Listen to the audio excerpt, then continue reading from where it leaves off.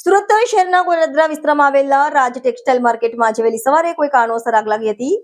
આ ઘટના સવારે લગભગ 7 વાગે બની હતી।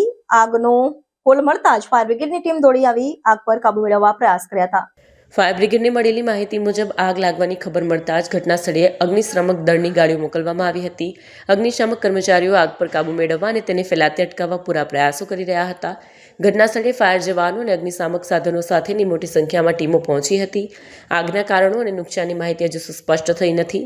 આગના પગલે સ્થાનિક પોલીસ પણ દોડી આવી હતી। સત્તાવાર સૂત્રોના જણાવ્યા મુજબ ફાયર વિભાગ આગ પર કાબુ મેળવવા માટે નિયંત્રિત યુક્તિઓ અપનાવી રહ્યો છે। વધુ વિગતોની પુષ્ટિ હજુ સુધી થઈ નથી। સ્થાનિક રહીશોને સુરક્ષિત સ્થાને ખસેડવાના પગલાં પણ લેવામાં આવ્યા છે। આગ પર કાબુ મેળવવાનું કાર્ય હજુ ચાલુ છે। ये करीब 7:14 पे फायर कंट्रोल रूम में कॉल आया था और यहाँ पे 3 गेट से गाड़ियाँ भेजी थी, डुम्बाल से, डिंडोली से और मान दरवाजा से। उसके बाद यहाँ अधिकारी पहुँचने के बाद पता लगा कि जो इलेक्ट्रिकल डक्ट है उसके थ्रू पूरे मार्केट में धुआं हो गया था, काफ़ी डेंस स्मोक था। यहाँ आने के बाद ब्रिगेड कॉल डिक्लेयर किया और सारे अधिकारी जो है तमाम गेट की गाड़ियाँ यहाँ पे आई।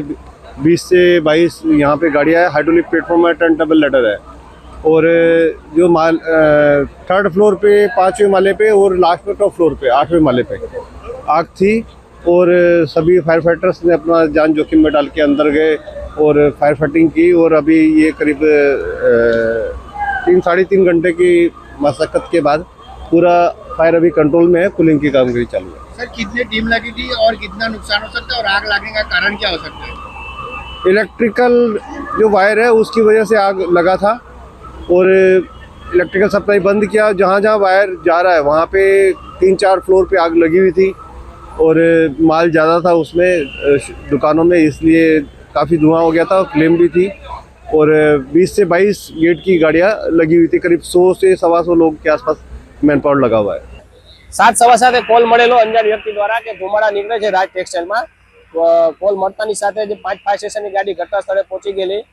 ઘટના સ્થળ પર આવતા જાણવા મળેલું કે વધારે પ્રમાણમાં મેન પાવરની અને અધિકારીની જરૂર હોય તો તાત્કાલિક ઘટના સ્થળે પહોંચી ગયેલા અને અત્યારે હાલમાં કામગીરી ચાલુ છે।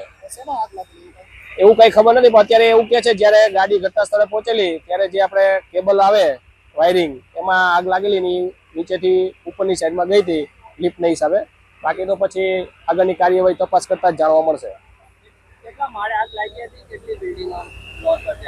અત્યારે ટોપ ફ્લોર ઉપર છે બરાબર, અને બાકી તો નીચેથી ઉપર ગઈ છે। દરેક દુકાનો ખોલ્યા પછી ખબર પડે કે કેટલી દુકાનોમાં આગ લાગેલી છે અને કઈ રીતે લાગેલી છે।